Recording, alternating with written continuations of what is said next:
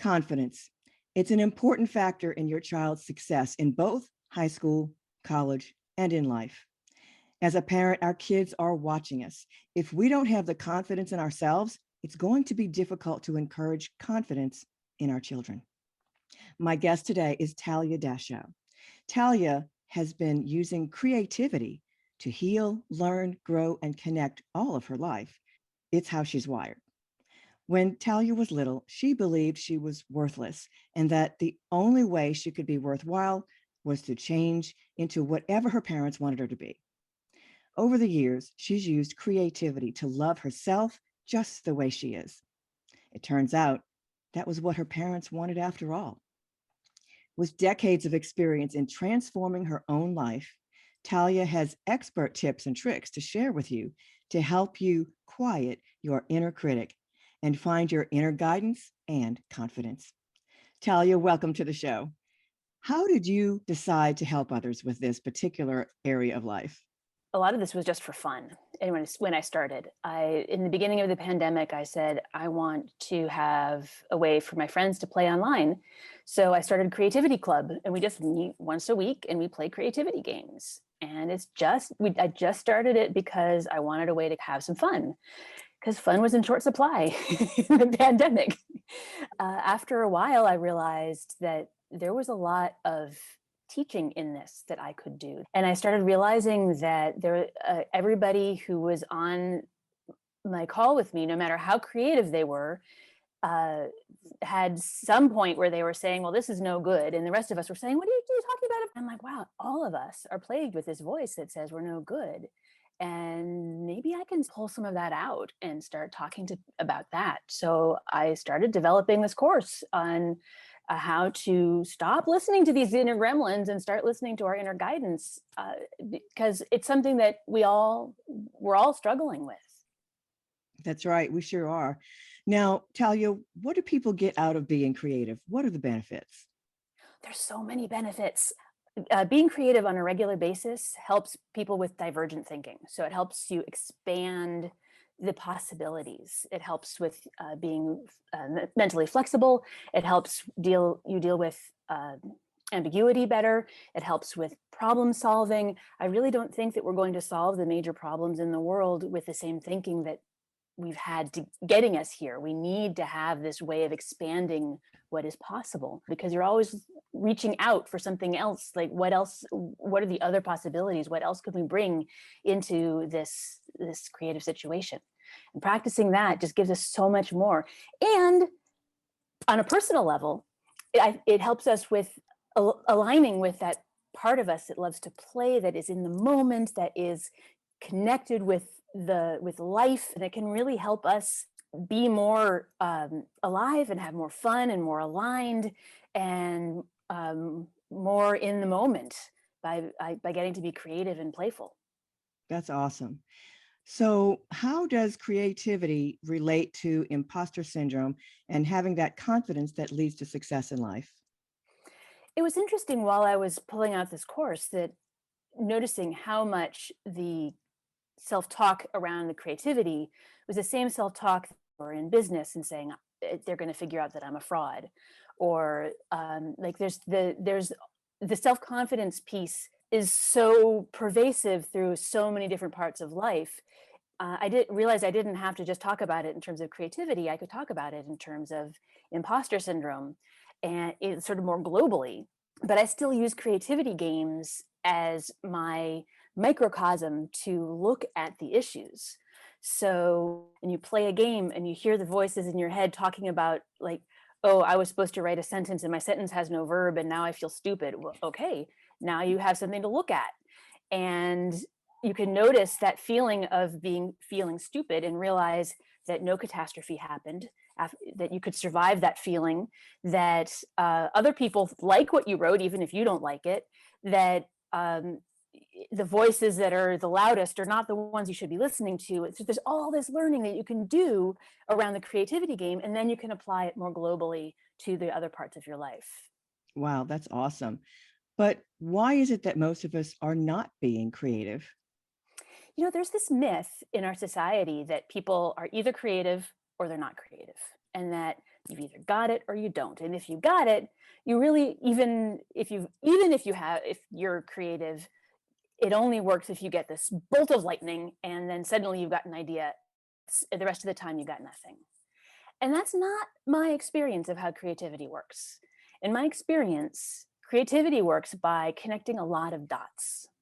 And the more dots you've got to connect, the more options you have for being creative. And so feeding that creativity in any way can spark more connections and more ideas and more possibilities. And I think people don't realize that they're being creative in their lives. People seem to think that being creative means drawing, painting, singing, something like that we see professionals doing. But it could be that you can cook without a recipe and you can make stuff up in the kitchen. I can't do that. No recipe, no dinner. But some people are really creative in the kitchen and really get a lot of joy out of that, out of trying some things and seeing what happens. For some people, it's gardening, and they find creativity in how they arrange the plants and how they take care of the life that's out in the garden. There's so many different ways of being creative, and I think we just don't even think about all of the things that that qualify as creativity. Well, Talia, give us one tip for dealing with those voices in our head that tell us that we're not good enough, for those of us who are perfectionists. I know a few. I talk a lot in my course about gremlins. So my biggest tip is around talking to your gremlins.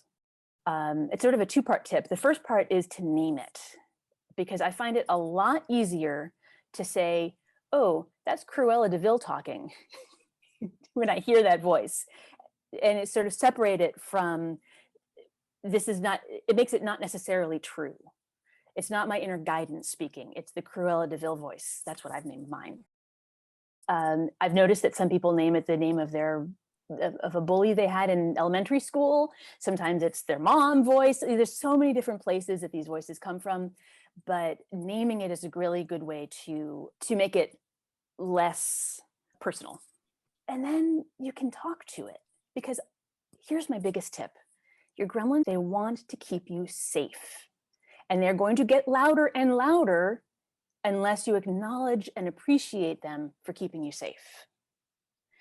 So when I sit there going, I can't hear you, they just start shouting, But then if I sit down with my gremlins and say, okay, what is it that you're trying to protect me from?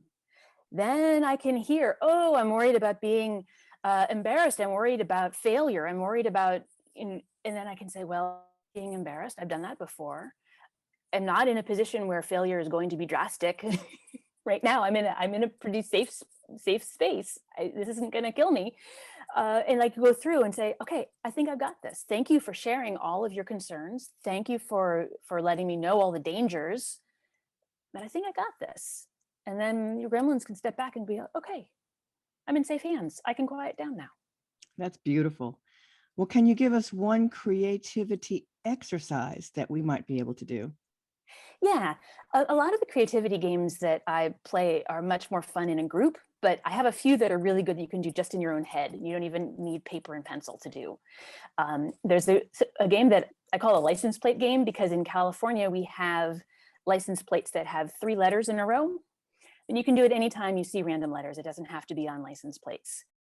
We play a game where we look at the 3 letters and try to make a word that uses all 3 letters in order, but not necessarily consecutively.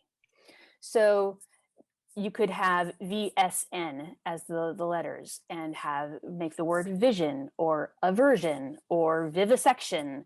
There's all different kinds of words you can build out of those 3 letters. And my husband and I'll go back and forth and be like, ooh, that was a good one. Okay, now I've got a better one. And sort of just coming up with all the words that we can think of that use those letters.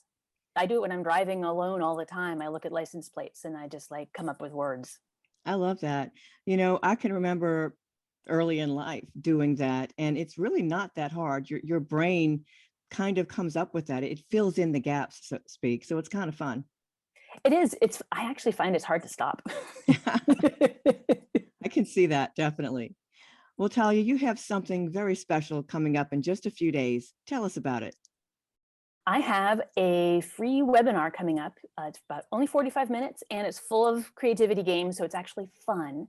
And it also talks about 3 really great tips to deal with your gremlins, to move from listening to those gremlins to listening to your inner guidance.